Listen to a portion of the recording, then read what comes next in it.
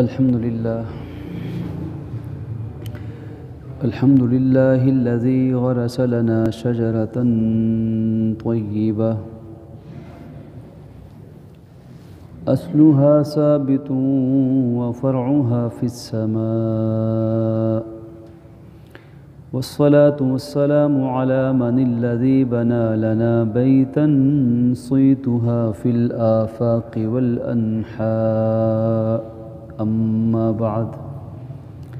فأعوذ بالله من الشيطان الرجيم. بسم الله الرحمن الرحيم. ربنا وابعث فيهم رسولا منهم يتلو عليهم آياتك ويعلمهم الكتاب والحكمة ويزكيهم إنك أنت العزيز الحكيم. وقال النبي صلى الله تعالى عليه وعلى آله وصحبه وسلم: إنما بعثت لأتمم حسن الأخلاق، أو كما قال عليه الصلاة والسلام. صدق الله العظيم وصدق رسوله النبي الكريم، ونحن على ذلك من الشاهدين والشاكرين، والحمد لله رب العالمين. يا رب صل وسلم دائما أبدا على حبيبك خير الخلق كلهم. اللهم صل على سيدنا محمد وعلى آل سيدنا محمد وأصحاب سيدنا محمد وبارك وسلم عليه في أول كلامنا وأوسط كلامنا وآخر كلامنا. بزرگان ملت، برادران اسلام، عزیز دوستوں، بزرگوں اور بھائیوں، ربیع الاول کی مناسبت سے آپ کی خدمت میں سیرت النبی صلی اللہ علیہ وآلہ وسلم کی مناسبت اور حوالے سے چند معروضات گزشتہ نشستوں میں پیش کی گئی. آج کی نشست میں اللہ رب العالمین کے اس احسان عظیم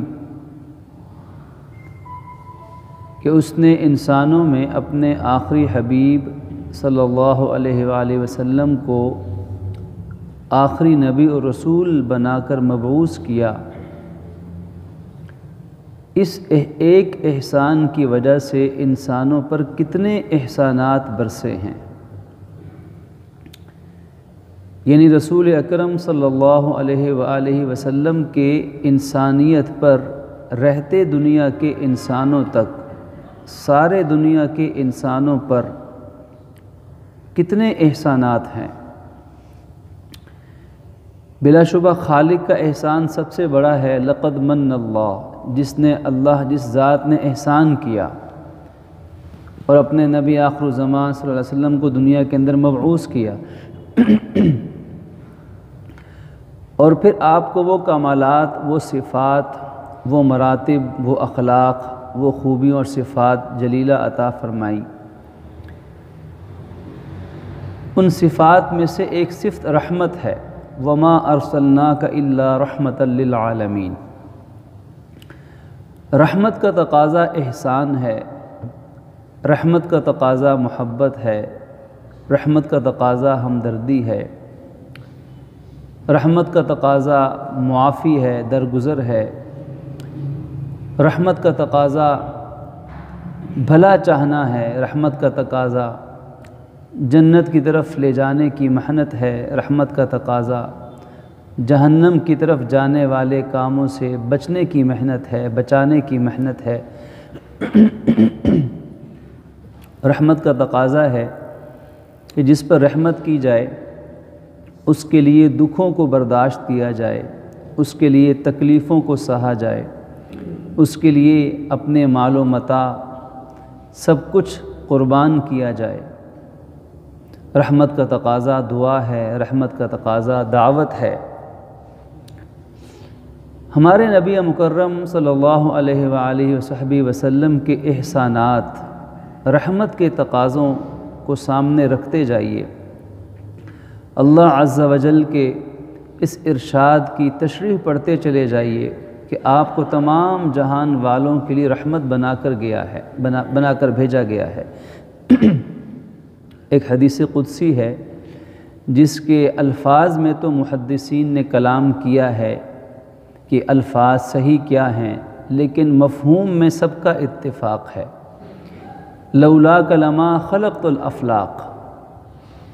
اس کا مفہوم یہ ہے کہ اللہ رب العالمین فرماتے ہیں کہ اگر اے حبیب میں نے آپ کو دنیا میں بھیجنا نہ ہوتا تو میں اس کائنات کو بھی پیدا نہ کرتا۔ یعنی نبی اکرم صلی اللہ علیہ وسلم کی دنیا میں تشریف آوری کا مقصد اللہ کے دین کا قیام ہے، اللہ کے پیغام کو مکمل کرنا ہے، انسانیت کو ہدایت کی طرف بلانا ہے، اللہ کے دین کو غالب کرنا ہے،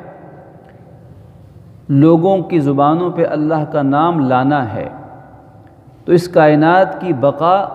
اللہ رب العالمین کے اسم گرامی سے ہے، اللہ کی تعالیٰ کی اطاعت سے ہے،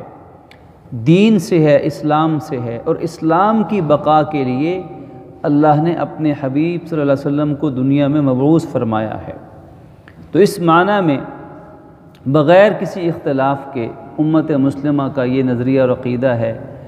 کہ اس معنی میں نبی اکرم صلی اللہ علیہ وسلم نے اگر دنیا میں تشریف نہ لاتے تو دین کی بقا اور دین کا قیام وجود میں نہ ہوتا اور یہ کائنات بھی نہ بنائی جاتی۔ گویا کہ ہم نتیجے کے طور پہ یہ کہہ سکتے ہیں کہ اگر آپ دنیا میں تشریف نہ لاتے تو اللہ اس کائنات کے کارخانے کو قائم ہی نہ فرماتا۔ یوں ہم کہہ سکتے ہیں کہ سورج کو بنایا اللہ نے ہے لیکن وجہ حبیب کبریا ہیں۔ سورج کی روشنی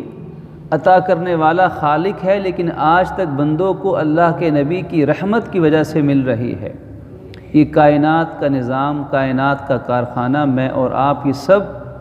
آپ کی دعاؤں کا صلہ ہیں، آپ کی دعاؤں کی قبولیت کی عملی شکل ہیں، ورنہ نہ میں ہوتا، نہ آپ ہوتے، نہ یہ جہاں ہوتا، نہ یہ کارخانہ ہوتا، کچھ بھی نہ ہوتا۔ آپ کا احسان ہے کہ آپ کے نام مبارک سے ہی موسوم خالق عز و جل نے اس کائنات کو وجود بخشا ہوا ہے، اور جب تک آپ کا دین باقی ہے، آپ کے دین کے نام لینے والے باقی ہیں، تب تک یہ کائنات بھی باقی ہے۔ اور جب وہ آخری وقت ہوگا کہ نام لیوا بھی کوئی نہ ہوگا تو پھر اللہ اس کائنات کی بساط کو بھی سمیٹ دے گا۔ پھر یہ کارخانہ قدرت بھی اس جہاں فانی کے اندر ہمیشہ کے لیے بند کر دیا جائے گا۔ پھر انسان اپنی ساری طاقتوں کے باوجود بے بس اور عاجز ہوگا، اور وہ دن ایسا ہولناک ہوگا کہ قرآن بیان کرتا ہے کہ ماں اپنے بچے کو بھی بھول جائے گی، کہ پھر جانور اکٹھے پھریں گے، کسی کو کسی کی پرواہ نہیں ہوگی۔ جب سورج کی چمک، چاند کی دمک، اور جب یہ سمندر، یہ دریا سب آگ بن جائیں گے، جب یہ نظام کائنات ختم کر دیا جائے گا، وہ ہولناک دن تب آئے گا جب اللہ کے نبی صلی اللہ علیہ وسلم کی شریعت پر چل کر اللہ کے نام لینے والے ایک بھی فرد باقی نہیں رہے گا۔ پھر یہ دنیا رہنے کے قابل نہیں ہوگی، پھر یہ کائنات کا کارخانہ ایسے ہی چلتا رہے، پھر رب کو یہ منظور نہیں ہوگا۔ تو ہم یوں کہہ سکتے ہیں کہ اللہ کے نبی صلی اللہ علیہ وسلم کی شریعت، آپ کی تعلیمات، آپ کی نبوت کے پیغام کی برکت سے آج یہ نظام کائنات چل رہا ہے۔ تو کتنا ظالم انسان ہے وہ، کتنا ناعاقبت انسان ہے وہ، ناعاقبت اندیش ہے، کتنا احسان فراموش ہے جو ایسے عظیم نبی اور ایسے عظیم ہستی کے بھی ادب کرنے کو نہیں پہچانتا ہے، جو ان کا بھی احسان فراموش ہے، جو ان کے بھی احسان کو نہیں مانتا۔ اس سے بڑھ کر احسان فراموش اور انسانیت کا دشمن اور کون ہو سکتا ہے؟ آپ نے انسانیت پر جتنے احسانات فرمائے، جتنی قربانیاں دیں، سب سے بڑا آپ کا احسان یہ ہے کہ آپ نے انسانوں کو رب سے ملایا ہے، آپ نے انسانیت کو رب کی پہچان کروائی ہے۔ یا ایھا الناس، اے دنیا کے سارے انسانوں، قولوا لا الہ الا اللہ، یہ کہو کہ اللہ کے سوا کوئی معبود نہیں، تفلحوا، کامیابی تمہارا مقدر بن جائے گی۔ انسانوں کو بتایا کہ رب کون ہے، رب کی پہچان کروائی، قرآن کے ذریعے سے، اپنے فرمان کے ذریعے سے، اپنے عمل مبارک کے ذریعے سے انسانیت کو بتایا ہے کہ رب کون ہے، رب کی صفات کیا ہیں، رب کے حقوق کیا ہیں۔ یا ایھا الذین آمنوا اتقوا اللہ حق تقاتہ، اے ایمان والو اللہ سے ایسے ڈرو جیسے ڈرنے کا حق ہے، اللہ کو ایسے مانو جیسے ماننے کا حق ہے۔ تو آپ نے انسانوں کو بتایا کہ اپنے رب کو کیسے ماننا ہے، اس کو ماننے کا حق کیا ہے۔ وہ تمہارا خالق ہے، تمہارا مالک ہے، تمہارا رازق ہے،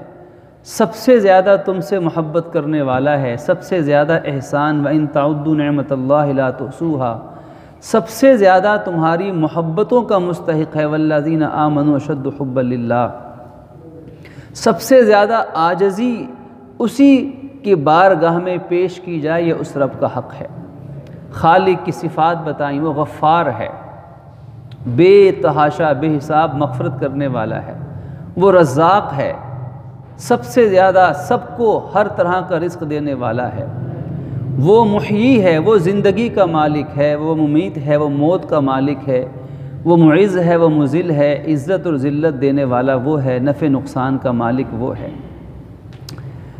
انسانیت کو پہچان کروائی اور پھر اس رب کی صفات سمجھائیں، اس کا تعارف کروایا کہ الحمدللہ رب العالمین، وہ رب ہے، ساری کائنات کو پالنے والا ہے، وہ الصمد ہے، سب اس کے محتاج ہیں، وہ کسی کا محتاج نہیں ہے۔ لہٰذا انسانیت کو آپ نے تربیت دی، انسانوں کو رب سے ملایا، آپ کا سب سے بڑا احسان۔ انسانوں کو یہ سکھایا کہ جو غفار ہے صرف بخشش اسی سے مانگی جا سکتی ہے، جو رزاق ہے صرف رزق کا سوال اسی ذات سے کیا جا سکتا ہے، جو زندگی دینے والا ہے اگر کوئی موت کی کشمکش میں مبتلا ہے تو زندگی اسی سے مانگی جا سکتی ہے، اگر کسی کو شفا چاہیے تو جو ہوا شافی ہے، جو شفا دینے والا ہے، شفا بھی پھر اسی سے مانگی جا سکتی ہے، جو اولاد دینے والا ہے، کسی کو بیٹا چاہیے، کسی کو بیٹی چاہیے، کسی کو دونوں چاہیے، تو آپ نے انسانیت کو بتایا پھر اولاد دینے والا وہی ہے، اسی سے اولاد مانگنی ہے، پھر نہ مغفرت کسی اور سے مانگنی ہے، لا یغفر الذنوب الا انت، پھر نہ اولاد کسی اور سے مانگنی ہے، نہ رزق کسی اور سے مانگنا ہے، نہ شفا کسی اور سے مانگنی ہے، نہ اپنی کسی حاجت کے لیے کسی اور کے سامنے ہاتھ پھیلانا ہے، اس کے سوا کوئی معبود نہیں۔ لہٰذا رکوع ہے، سجدہ ہے، ذکر ہے، عبادت ہے، نماز ہے، روزہ ہے، زکوٰۃ ہے، نظر ہے، نیاز ہے، منت ہے، جو کچھ بھی ہے وہ اس ایک رب کے نام کا ہوگا، ایک رب کے لیے ہوگا۔ آپ نے انسانوں کو یہ تربیت عطا فرمائی۔ مشرکین مکہ ان چیزوں میں اوروں کو بھی شریک کرتے تھے، آپ نے انسانیت کو بتایا کہ بتاؤ قرآن کی زبان میں، امن ھذا الذی یرزقکم ان امسک رزقا، بتاؤ اگر اللہ اپنا رزق بند کر دے تو کون ہے جو تمہیں رزق عطا کر سکتا ہے۔ انسانیت کو روحانیت کی معراج پہ پہنچایا، الصلاۃ معراج المؤمن، انسانیت کو معراج سے ہمکنار کیا۔ انسان اس دنیا کی رنگینیوں میں کھو جاتا ہے، انسان کی بشری کمزوری ہے، آپ نے انسانیت کو دھوکے سے نکالا ہے۔ ایک انسان چل رہا ہے، کسی نے فوراً اس کا ہاتھ پکڑا، آگے ہاتھ کر لیا کہ رک جاؤ، ٹھہر جائیے، آگے گڑھا ہے، کہیں گر جاتے آپ، تو یہ اس بتانے والے کا شکریہ ادا کرے گا کہ آپ نے میرے ساتھ مہربانی والا معاملہ فرمایا۔ ایک انسان کچھ کھانے لگا ہے، کسی نے بتا دیا کہ یہ مت کھائیں، اس میں تو کوئی زہریلی چیز ملی ہوئی ہے، اس میں تو کوئی دھوکہ ہے، اس میں تو کوئی دو نمبری ہے، تو ہر انسان اس مہربانی کرنے والے کا شکریہ ادا کرے گا کہ آپ نے ہمیں دھوکے سے بچایا، آپ نے ہمیں نقصان سے بچایا۔ تو اللہ کے نبی صلی اللہ علیہ وسلم کا یہ احسان، کیا یہ احسان نہیں کہ آپ نے ساری انسانیت کو دھوکے سے بچانے کی محنت فرمائی ہے؟ انسان کو نہیں پتا کہ دنیا اور آخرت کا کیا فرق ہے، دنیا اور آخرت کی کیا حقیقت ہے۔ آپ نے ہی انسانوں کو بتایا کہ یہ دنیا کیا ہے اور آخرت کیا حقیقت رکھتی ہے۔ یہ دنیا فانی ہے، یہاں رہنا ہے، یہاں محنت کرنی ہے، اپنی ضروریات کے لیے تگ و دو انسان نے کرنی ہے، مگر حقیقی دنیا، اصل زندگی، وَإِنَّ دَارَ الْآخِرَةِ لَهِيَ الْحَيَوَانُ، اصل زندگانی تو آخرت کی زندگانی ہے۔ یہ دنیا تو عارضی ہے، کہیں شیطان تمہارا ایمان نہ لے اڑے، کہیں نفس تمہارے ایمان کو کچل نہ دیں، کہیں دنیا کے رسم و رواج تمہارے اندر نیکی کے جذبے کو کمزور نہ کر دیں۔ آپ نے انسانیت کو دھوکے سے نکالا اور انسانیت کو حقیقت شناس کیا، انسانیت کو صحیح مقصد پہ ڈالا۔ انسان دائیں بائیں تھا اور اللہ کے نبی نے انسانیت کو اصل مقصد با مقصد زندگی عطا فرمائی۔ یہ آپ کا بڑا احسان تھا، انسان کو با مقصد انسان بنایا، اس کو دھوکے سے نکالا، ہر چیز کی حقیقت عطا فرمائی۔ اور نبوت کا کام ہی یہی ہے کہ انسان کو حقیقت بتائی جائے۔ اللہ نے اپنی رحمت سے جو قرآن پڑھے گا سمجھے گا، اللہ کے نبی کی سیرت کو پڑھے گا، وہ حقیقت کو جان لے گا۔ ظاہر کی آنکھ کچھ کہتی ہے لیکن حقیقت کی نگاہ کچھ اور کہتی ہے۔ آپ نے گوشت گھر بھیجا تقسیم کے لیے، تشریف لائے اور پوچھا اس گوشت کا کیا بنا؟ تو گھر والوں نے عرض کیا کہ جو اچھا گوشت تھا وہ چلا گیا ہے، اسے تقسیم کر دیا، اور جو ادنا قسم کا گوشت تھا وہ گھر میں رہ گیا ہے۔ بات تو ٹھیک تھی اور ایثار کی مثال تھی، لیکن آپ نے حقیقت کو واضح فرمایا کہ دیکھو، ظاہر کی آنکھ سے تو یہ لگ رہا ہے کہ جو اللہ کے نام پہ دے دیا وہ چلا گیا ہے، اور ظاہر کی آنکھ گواہی دیتی ہے کہ جو اپنے لیے چھوڑا وہ بچ گیا ہے، لیکن حقیقت کی نگاہ یہ نہیں کہتی ہے۔ حقیقت کی نگاہ نبوت یہ بتلاتی ہے کہ جو چلا گیا ہے اصل میں وہ رہ گیا ہے، جو دے دیا ہے اصل میں وہ لے لیا ہے، اور جو اپنے لیے چھوڑ دیا ہے وہ چلا گیا ہے، وہ فنا ہو گیا۔ فرمایا کہ نہیں، جو چلا گیا ہے وہ رہ گیا ہے، جو رہ گیا ہے وہ چلا گیا ہے۔ آپ نے انسانیت کو حقیقت بتائی ہے، انسان کی کیا حقیقت ہے، خالق کی کیا حقیقت ہے، اس دنیا کی کیا حقیقت ہے، آخرت کی کیا حقیقت ہے، اور اپنی زندگی بھر انسانیت کو حقیقت شناس فرمایا۔ آپ کے بے شمار احسانات میں سے کتنا بڑا احسان کہ اللہ کا آخری کلام قرآن مجید، فرقان حمید، خالق عز و جل نے سارے انبیاء کرام علیہ السلام کو جو تعلیمات عطا کی، سیدنا حضرت آدم علیہ السلام سے لے کر سیدنا حضرت عیسیٰ علیہ السلام تک، جتنی کتابیں، جتنے صحیفے، جتنی وحی، جتنی تعلیمات عطا فرمائی، ان سب کا خلاصہ اور ان سب کو کامل شکل میں اور ان سب کو عالمگیر انداز میں، ان سب کو جامع اور محفوظ انداز میں اور ان سب کو آسان ترین انداز میں خالق نے عز و جل نے اپنے حبیب صلی اللہ علیہ وسلم پر قرآن پاک کی صورت میں نازل فرما کر ہم تک پہنچایا ہے۔ وسیلہ کون بنے ہیں، ذریعہ کون تھے، کن کے وساطت سے، کن کے وجود مسعود، وجود پر نور، وجود مبارک کی وجہ سے ہم تک یہ قرآن پہنچا۔ اور یہ قرآن کتنی بڑی اللہ کی دولت ہے۔ قرآن پاک میں اللہ پاک خود فرماتے ہیں کہ فَلْيَفْرَحُوا، یہ اتنی بڑی دولت ہے کہ تم لوگوں کو خوش رہنا چاہیے اس دولت کی وجہ سے۔ دنیا کی ساری دولتوں پہ خالق نے کبھی یہ نہیں کہا کہ فَلْيَفْرَحُوا، فرحت کا، خوشی کا، شرف کا اظہار کرو، لیکن قرآن کی دولت دینے کے بعد خالق چاہتا ہے کہ بندہ مومن اپنے دل میں فرحت محسوس کرے۔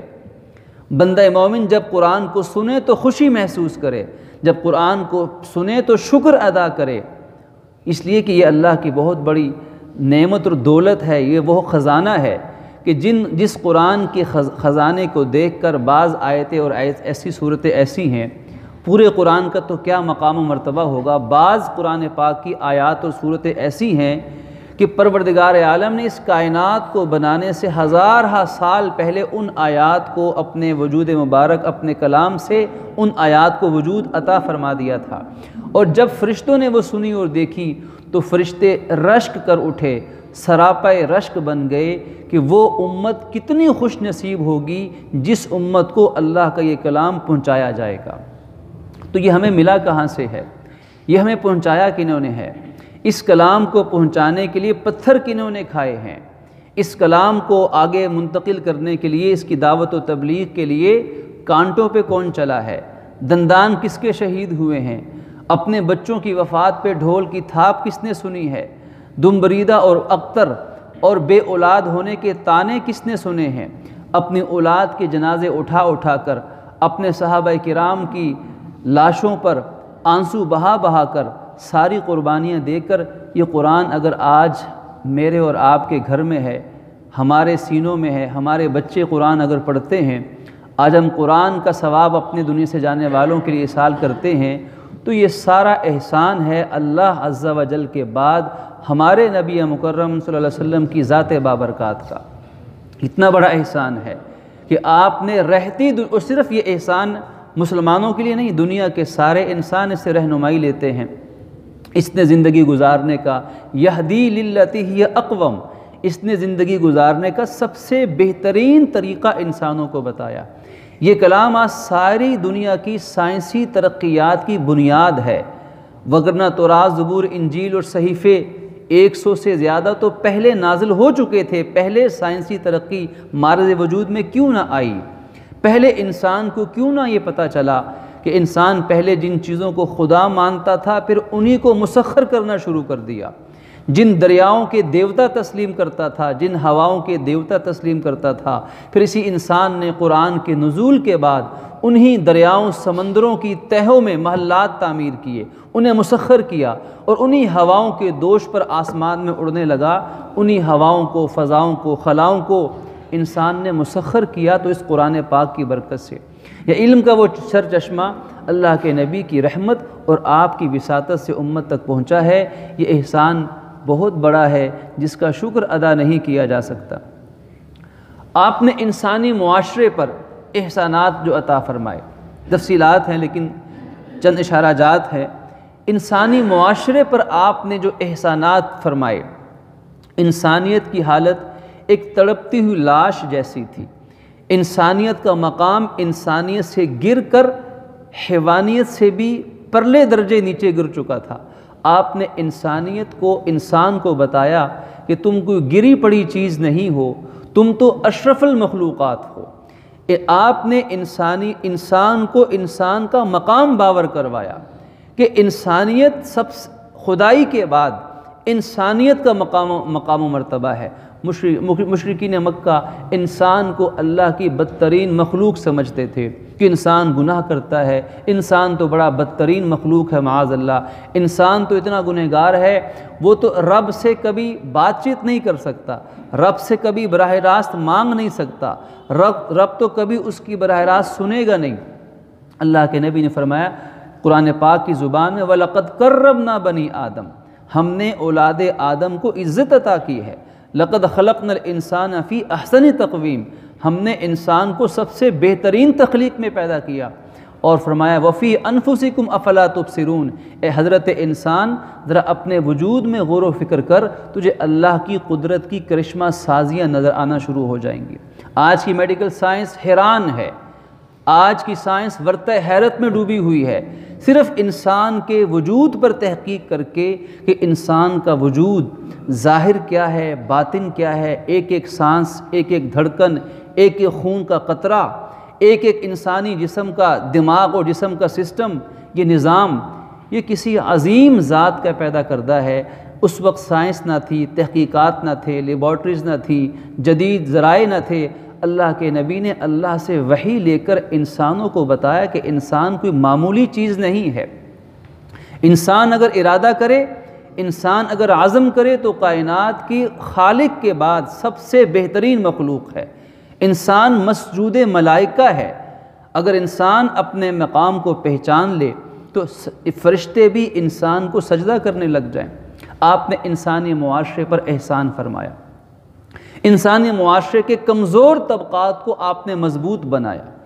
انسانی معاشرے میں جن طبقات پہ بے انتہا ظلم ڈھایا جاتا تھا وہ کون کون سے تھے؟ ان میں یتیم بچہ،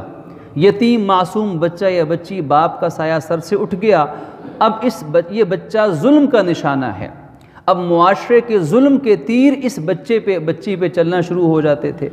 لوگ اس بچے کی وراثت کھا پی جاتے تھے، اس کی جائیداد پہ ناجائز قبضے کر لیتے تھے، اس بچے کی تعلیم و تربیت میں بگاڑ پیدا کر دیتے تھے، حتیٰ کہ ایسا بھی ہوتا تھا کہ ان بچوں کو غلام اور باندیاں بنا لیا جاتا تھا معاذ اللہ۔ اللہ کے نبی نے یتیم کو، کمزور یتیم کو، جسے دنیا سب سے کمزور، سب سے بے آسرا، سب سے بے بس سمجھتی تھی، اللہ کے نبی کا احسان کہ خالق نے اپنے حبیب کو پیدا کیا تو در یتیم بنا کے پیدا فرمایا،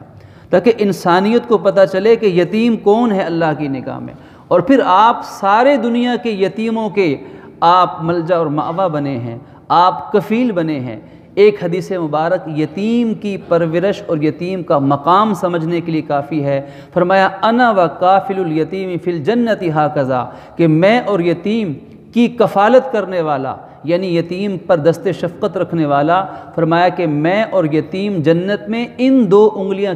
کی طرح اکٹھے ہو جائیں گے۔ صحابہ فرماتے ہیں، آپ نے فرمایا ھکذا انا وکافل الیتیم فی الجنۃ ھکذا، اس طرح، اور آپ نے اپنی انگلیوں سے شہادت کی انگلی اور درمیانی بڑی انگلی کو ملا کے فرمایا کہ اللہ مجھے اور یتیم کی پرورش کرنے والے کو اللہ جنت میں یوں اکٹھا فرما دے گا۔ گویا کہ یتیم کو کمزور مت سمجھنا، یتیم اللہ کی رحمت کے سائے میں ہے، یتیم پر اللہ کے نبی کی نظریں پڑی ہوئی ہیں۔ آپ یتیم بچے اور بچی کے سر پہ کسی اور کا دست شفقت ہو یا نہ ہو، رحمت عالم کا دست شفقت اس یتیم کے سر پر موجود ہے، اسے بے آسرا مت سمجھنا۔ قرآن کہتا ہے جو یتیموں کا مال ناجائز کھاتے ہیں تو یہ مت سمجھے کہ یتیم کی جائیداد یا مال چھینا، انہوں نے اپنے پیٹ میں جہنم کے انگارے جمع کر لیے ہیں۔ اور فرمایا کہ جس طرح زمین والوں کو آسمان پر رات کو ستارے اور چاند چمکتے دکھائی دیتے ہیں، اسی طرح آسمان کے فرشتوں اور نوری مخلوق کو زمین پر وہ گھر چمکتے ہوئے دکھائی دیتے ہیں جس گھر میں کوئی یتیم بچہ یا بچی رہتے ہوں اور وہ گھر والے اس کے ساتھ حسن سلوک کا برتاؤ کرتے ہوں۔ کہیں فرمایا یتیم کے سر پہ جس نے ایک مرتبہ بھی محبت شفقت سے ایک ہاتھ بھی رکھا ہے تو ہاتھ کے نیچے جتنے بال آئے اللہ نے اس کے حساب سے گناہوں کو معاف فرما دیا۔ تو یہ کیا ہے؟ کمزور طبقے کو مضبوط ترین طبقہ بنا دیا۔ پھر کیا ہوا؟ مسلمان معاشرے میں لوگ اپنے بچوں سے زیادہ یتیم بچوں سے محبت کرنے والے بن گئے۔ وہ یتیم جو بے آسرا تھا پھر وہ معاشرے کا سب سے زیادہ مضبوط طبقہ بنا۔ عورت پہ ظلم ہوتا تھا، بیوہ پہ ظلم ہوتا تھا، غلام باندی پہ ظلم ہوتا تھا، مزدوروں پہ ظلم ہوتا تھا، غریبوں پہ ظلم ہوتا تھا۔ اللہ کے نبی نے ان تمام طبقات کو مضبوط ترین طبقات بنا دیا، حتیٰ کہ کتنا مضبوط بنایا، حضرت ابو بکر صدیق جیسے عظیم انسان، عظیم ہستی، کہ آپ فرماتے ہیں کہ ارحم امتی بامتی ابو بکر، میرے بعد میری امت پر سب سے زیادہ احسان اور مہربانی کرنے والا وہ ابو بکر صدیق ہیں۔ یہ مقام و مرتبہ، لیکن اس کے باوجود آپ حضرت بلال حبشی کو یا سیدی کہہ کے پکارتے ہیں، اے میرے سردار، اے میرے آقا، اے میرے مالک۔ جس غلام کو حضرت بلال کو ان کا مالک امیہ اپنے ساتھ بٹھانا پسند نہ کرتا تھا سواری پر، اپنے ساتھ کھانے دسترخوان پہ جمع کرنے کو اپنی توہین سمجھتا تھا، اور مالک کو یہ آزادی حاصل ہوتی تھی اپنے کسی غلام کو قتل کرنا چاہے تو بے وجہ بھی مار دے، کوئی پوچھنے والا نہیں، کوئی قانون نہیں، اس کا حق سمجھا جاتا تھا۔ ایک کسی مسلمان نے کسی غلام پہ سختی کی، پیچھے سے ڈانٹ پڑی، دیکھا کون ہے، دیکھا رحمت عالم ہے، فرمایا کہ اگر جتنی طاقت تجھے اس غلام پر ہے تیرے رب کو تجھ پر اس سے کہیں زیادہ طاقت حاصل ہے، اس لیے اس سے ڈرو۔ ان صحابی نے فوراً اللہ کے نبی کو گواہ بنایا، اے اللہ کے نبی آپ گواہ رہیے، میں نے اللہ کی رضا کے لیے اس غلام کو ہمیشہ کے لیے آزاد کر دیا۔ تمہارے بھائی ہیں، یہ غلام تمہارے بھائی ہیں، جو خود کھاؤ انہیں کھلاؤ، جو خود پہنو انہیں پہناؤ، ان سے ان کی طاقت سے زیادہ بوجھ مت کام کا ڈالو۔ آپ نے کمزور طبقات کو معاشرے کے مضبوط طبقات قرار دیا، طبقاتی کشمکش کو ختم کیا، اور پھر انسان کے اندر وہ بہترین انسانی خوبیاں پیدا فرمائیں جس کی وجہ سے انسان واقعی انسان کہلانے کا حقدار بنتا ہے۔ آپ نے فرمایا انما بعثت لاتمم حسن الاخلاق، کہ مجھے تو انسانیت کے بہترین اخلاق کی تکمیل کے لیے دنیا میں نبی بنا کر بھیجا گیا ہے۔ بعثت نبوت کا مقصد آپ یہی فرماتے ہیں کہ انسانوں کے اعلیٰ اخلاق۔ آج کا نظام تعلیم، آج کا نظام تربیت، آج کا معاشرہ ان نبوی اخلاق سے دور ہوتا چلا جا رہا ہے۔ سب سے بڑی خرابی کی وجہ یہی ہے کہ جس دین نے اور جس نبی کے دین نے اور سیرت نے انسانوں کو عمدہ اخلاق سکھانے تھے، جب انسانیت نے ان تعلیمات کو فراموش کرنا شروع کیا تو انسان، آج کا انسان جس سے حیوان بھی شرمائیں، جب وہ ظلم و بربریت پر آ جاتا ہے تو دنیا کی کوئی مخلوق اتنی ظالم نہیں بنتی جتنا انسان ظلم کرنے والا بن جاتا ہے۔ وجہ ایک ہی ہے کہ اللہ کے نبی نے انسانیت میں جو اخلاق کا روشن چراغ جلایا تھا، جب تک وہ نہیں جلے گا تب تک انسان انسانیت کے لائق نہیں ہوگا۔ آپ نے اعلیٰ اخلاق انسانیت کو دیے۔ انسان کو انسان بنانے والی چیز حیا ہے، آپ نے حیا کا درس دیا، فرمایا حیا ایمان کا شعبہ ہے، حیا ایمان کا جز ہے۔ آپ نے انسان کو ہمدردی کا سبق دیا، فرمایا کہ وہ شخص مومن نہیں کہ جو خود تو پیٹ بھر کر کھائے اور اس کا پڑوسی ہمسایہ بھوکا سوئے، یہ مومن نہیں ہو سکتا ہے، چاہے دیندار لیکن ایمان والا نہیں ہو سکتا۔ آپ نے ہمدردی کا درس عطا فرمایا، آپ نے ایک دوسرے کو معاف کرنے کی ترغیب عطا فرمائی۔ کسی کے بارے میں فرمایا کہ کسی نے جنتی دیکھنا ہو تو فلاں چلتے ہوئے کو دیکھ لو۔ جب تحقیقات کی گئیں تو پتہ چلا اس صحابی میں سب سے بڑی خوبی یہ ہے کہ یہ لوگوں کو معاف کر دیا کرتے ہیں۔ آپ نے دلوں کو صاف کرنے کی تعلیم دی، آپ نے رزق حلال کمانے کی تعلیم دی۔ رزق حلال سب سے زیادہ پاکیزہ رزق آپ نے قرار دیا۔ آپ نے بڑے چھوٹے کا احترام، ہر ایک کے مرتبے کا خیال رکھنے کی انسانوں کو تربیت عطا فرمائی۔ انزل الناس منازلہم، معاشرے میں اللہ نے جس کو جو مقام دیا ہے اس مقام کا خیال رکھنا چاہیے، ہر ایک کے رتبے کا پاس رہنا چاہیے، ہر ایک سے اس کے رتبے کے مطابق سلوک کرنا چاہیے۔ آپ نے انسانیت کو مایوسی کے اندھیروں سے نکالا ہے۔ آج کا زمانہ انسان مایوسی کے اندھیروں میں پھر ڈوب رہا ہے۔ آج بھی اللہ کے نبی کی تعلیمات انسانوں کو وہ مایوسی کی گڑھوں سے نکالنے والی ہیں۔ لا تقنطوا من رحمت اللہ، اللہ کی رحمت سے مایوس ہونا یہ تو انسان کو کفر تک پہنچا دیتا ہے۔ آپ نے انسانیت کو امید کی روشنی دکھائی ہے اور انسان کو بتایا ہے اے بندے، خالق کی رحمت سے مایوس مت ہونا۔ اگر دن میں 70 دفعہ بھی، 70 مرتبہ بھی تم سچی توبہ کرو اور وہ ٹوٹ جائے تو یہ مت سوچنا کہ اب کی تو اللہ معاف نہیں کرے گا۔ اگر 71ویں مرتبہ بھی سچی توبہ کرو گے تو اللہ پھر بھی معاف کر دے گا۔ آپ نے انسانیت کو مایوسی کے گڑھوں سے نکالا ہے، تو آپ نے انسان کو بہترین انسانی اخلاق اور صفات سے نوازا ہے۔ تو آپ کے احسانات آپ نے رب سے ملایا، قرآن پہنچایا، امت کے لیے قربانیاں دیں اور انسانیت کو انسانیت کی معراج سے ملایا ہے۔ اللہ رب العالمین ایسے عظیم نبی کی ہمیں قدردانی عطا فرمائیں، سب انسانوں کو آپ کا ادب سکھائیں اور آپ کی اطاعت میں زندہ رہنے کی توفیق بخشیں۔ وآخر دعوانا ان الحمد للہ رب العالمین۔